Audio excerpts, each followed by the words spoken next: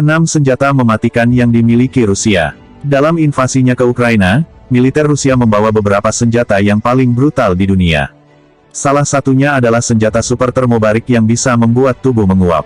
Sejak Presiden Rusia Vladimir Putin mengumumkan operasi militer khusus di Ukraina Timur, Kamis tanggal 24 Februari tahun 2022, rudal telah menghantam lokasi di seluruh negeri, termasuk ibu kota Ukraina, Kiev.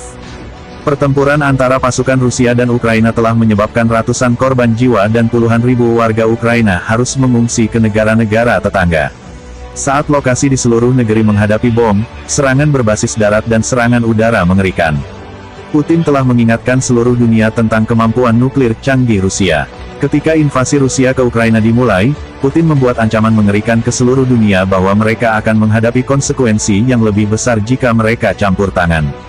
Prancis akan terlibat dalam perang Rusia-Ukraina, tidak seorang pun harus memiliki keraguan bahwa serangan langsung ke negara kita akan menyebabkan kehancuran dan konsekuensi yang mengerikan bagi setiap agresor potensial, kata Putin.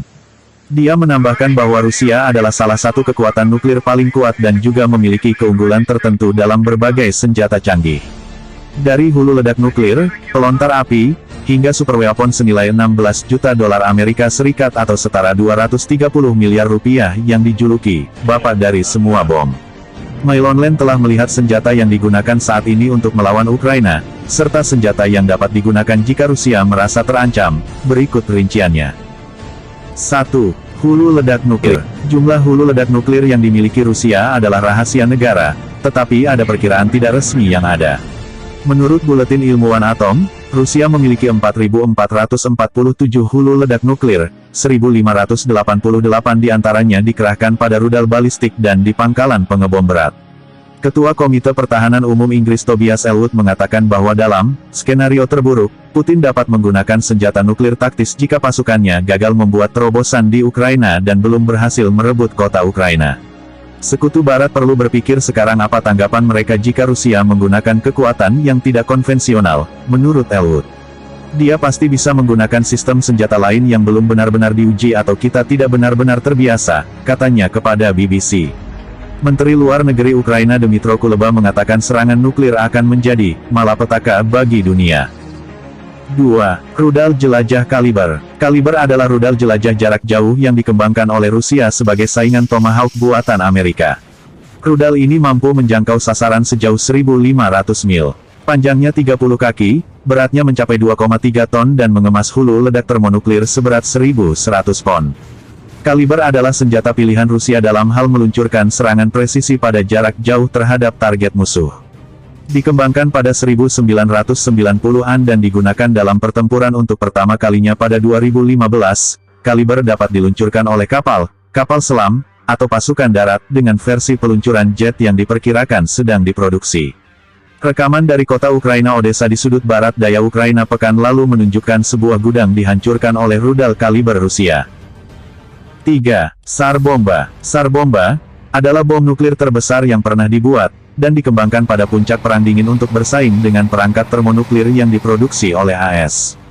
Pada tahun 1954, Amerika telah meledakkan perangkat termonuklir terbesarnya yang diberi nama Castle Bravo dan meledak di Kepulauan Marshall dengan kekuatan 15 megaton. Militer Soviet dengan cepat mulai mencoba untuk menyainginya, dan pada tahun 1961 telah membangun bom yang jauh lebih besar, yang akan memecahkan rekor perangkat nuklir terbesar yang pernah dibuat. Ledakan nuklir terbesar yang pernah terjadi ketika Rusia meledakkan SAR Bomba di atas Laut Barents pada Oktober tahun 1961. Untuk konteksnya, jika dijatuhkan di pusat kota London, bom dan gelombang kejut yang dihasilkan akan menghapus kota itu dari peta, menyebabkan luka bakar tingkat 3 pada orang-orang. Ledakan itu juga cukup besar untuk dicatat sebagai gempa 5,0 skala Richter, dan ditangkap oleh pusat-pusat seismologi di seluruh dunia. 2 tahun kemudian, AS, Inggris, dan Uni Soviet menandatangani perjanjian larangan uji coba nuklir sebagian, yang melarang uji coba senjata nuklir di atmosfer, luar angkasa, dan di bawah air, dan membatasinya di bawah tanah. Tetapi menurut National World, informasi muncul kembali pada tahun 2015 bahwa Rusia dapat mengembangkan torpedo nuklir baru, hingga 100 megaton, 2 kali kekuatan SAR Bomba.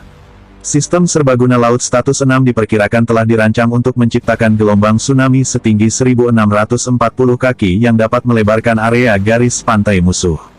Senjata itu belum dikonfirmasi, tetapi selama pidato kenegaraan 2018, Putin mengklaim bahwa Rusia sekarang memiliki beberapa senjata nuklir kelas baru.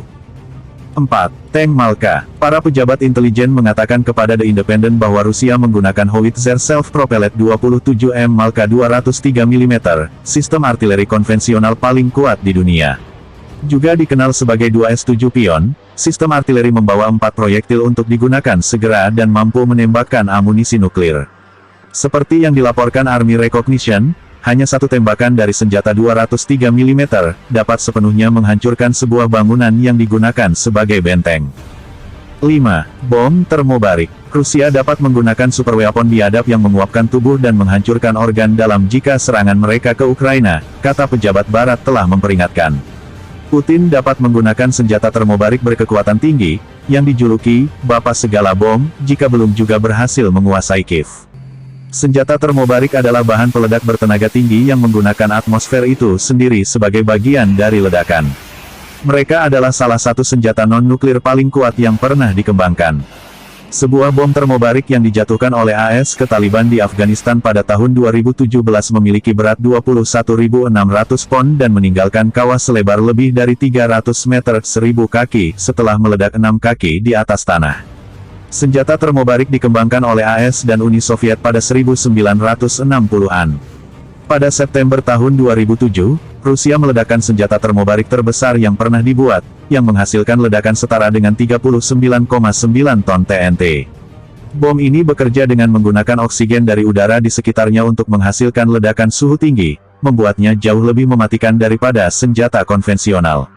Bahkan manusia yang berada di sekitar ledakan akan menguap.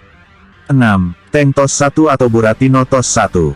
Buratino adalah sistem peluncur roket ganda yang menembakkan bom termobarik yang ketika meledak, menghabiskan semua oksigen di zona ledakan, membunuh semua orang di area tersebut. Korban mungkin tampak tidak memiliki luka luar yang terlihat tetapi akan mengalami kerusakan internal yang besar. Senjata ini didasarkan pada tank tempur utama T-72 era Soviet dengan menara utama dilepas dan diganti dengan sistem peluncur roket yang menampung 30 roket 8,5 inci.